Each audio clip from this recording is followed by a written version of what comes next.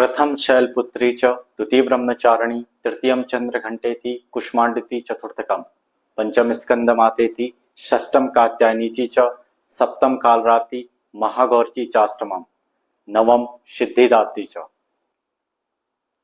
नमस्कार, मैं ब्रजेश एस्ट्रोवाणी में आप सभी का स्वागत है। 22 सितंबर 2025 प्रतिपदा तिथि उत्तरा फाल्गुनी नक्षत्र में नवरात्रि का पहला दिन शुभारंभ हो चुका है। जानेंगे कि इस नवरात्रि में पूजा कैसे करें, किन चीजों पर हम ध्यान दें जिससे हमारे 9 दिन के व्रत में कोई भी गलती ना हो। सबसे पहले बात करेंगे कि नवरात्रि के पहले दिन शुभ मुहूर्त क्या है। इस शुभ मुहूर्त में आप कलश स्थापन कर सकते हैं और अपना व्रत प्रारंभ कर सकते हैं। तो जानते हैं कि इस दिन शुभ मुहूर्त क्या है। शुभ मुहूर्त प्रातःकाल 6:09 से 9:10 तक शुभ मुहूर्त रहेगा। इस समय आप पूजा प्रारंभ कर सकते हैं और 9 दिन का व्रत भी आप इसी दिन से शुभारंभ कर सकते हैं। लेकिन कलश स्थापन कैसे करें? इस नवरात्रि में जो लोग व्रत लेते हैं तो वो कलश स्थापन करते हैं, उसकी सही विधि क्या है और शास्त्रों में आखिरकार सही विधि का उल्लेख क्या किया गया है, क्या करें और क्या ना करें। बात करते हैं कलश स्थापन की। प्रातःकाल आप स्नान करने के बाद एक चौके में पीला कपड़ा और लाल कपड़ा ले लीजिए, यानी दोनों में से आप एक कपड़ा ले लीजिए, उसे उस चौके में बिछा दीजिए। अब क्या करें? तुलसी की मिट्टी लाएं, एक थाली में तुलसी की मिट्टी डालें, उसमें 9 तरह के अनाज आप बो दें। अनाज की मात्रा थोड़े में हो, लेकिन 9 तरह के अनाज होने चाहिए, उन्हें बो दें। उसके बाद उसमें रंगोली से स्वास्तिक का चिन्ह बनाएं।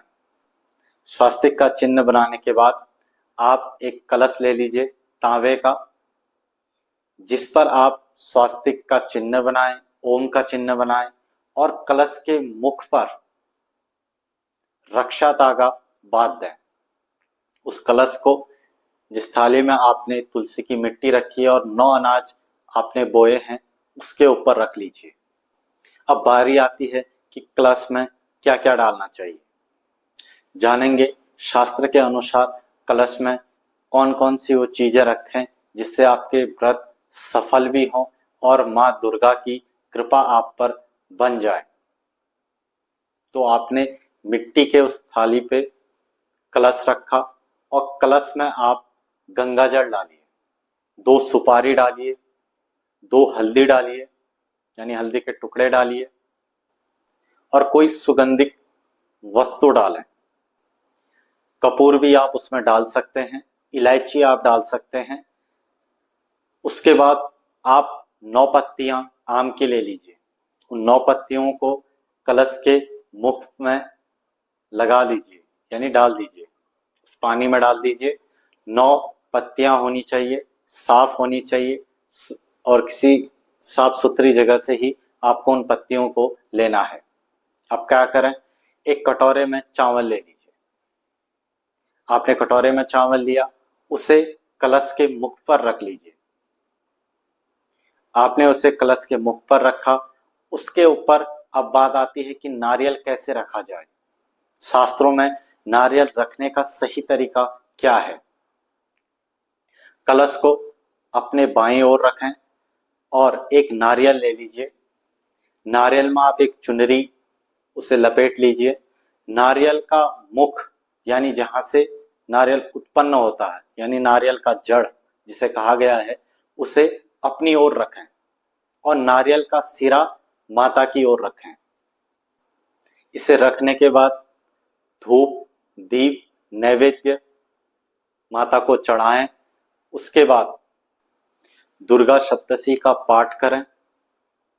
जब आपकी पूजा पूरी हो जाए तो एक बात का हमेशा ध्यान रखें, 9 दिन तक इस कलश को इधर उधर ना हिलाएं।